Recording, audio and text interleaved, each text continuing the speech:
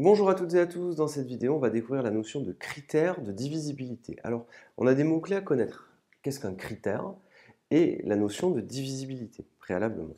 Alors un critère c'est une sorte de méthode qui permet de savoir si oui ou non un nombre est divisible par un autre nombre. Alors c'est une méthode à appliquer. Par exemple un critère de divisibilité par 2, ça permet de savoir si un nombre est oui ou non divisible par 2. Alors par exemple, si je prends 15, est-ce que 15 est divisible par 2? Eh bien la réponse est non, puisqu'il faudrait que 15, on puisse l'écrire deux fois un autre nombre.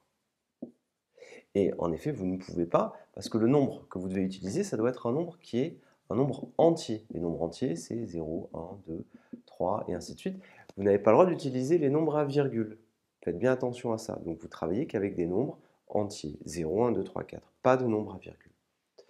Alors, les nombres qui sont divisibles par 2, ce sont tous ceux qui se terminent par 0, 2, 4, 6 et 8. Tous les nombres qui sont divisibles par 2, ce sont les nombres pairs. Et ils sont divisibles par 2, ils se terminent par 0, 2, 4, 6, 8.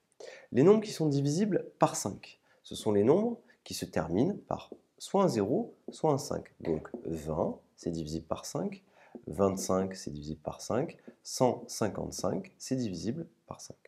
Les nombres qui sont divisibles par 10, très simple, ce sont ceux qui se terminent par 0. Donc par exemple 200, 20, 30, tous ces nombres-là sont des nombres qui sont divisibles par 10.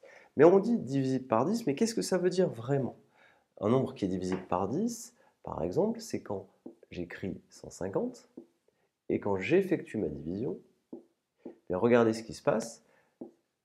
En réalité, je vais calculer 15 fois 10, donc 150 divisé par 10, ça fait 15. 15 fois 10, ça fait 150 et il reste 0.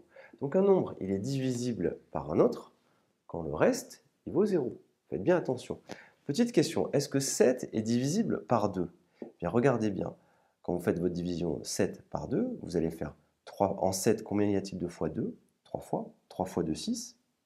Et il reste 1. Donc vous regardez, je vais faire 7 moins 6 et il reste 1. Et vous voyez donc que le reste, c'est pas 0, c'est 1. Donc on va dire que 2 ne divise pas 7. Donc c'est vrai. Alors, est-ce qu'on a ici des petites questions? Est-ce que 5 divise 20? Première question, premier petit exercice. Est-ce que 5 divise 20? Eh bien, regardez, 20, ça se termine soit par un 0, soit par un 5, comme on l'a dit ici. Donc la réponse, c'est vrai. Est-ce que 2 divise 8?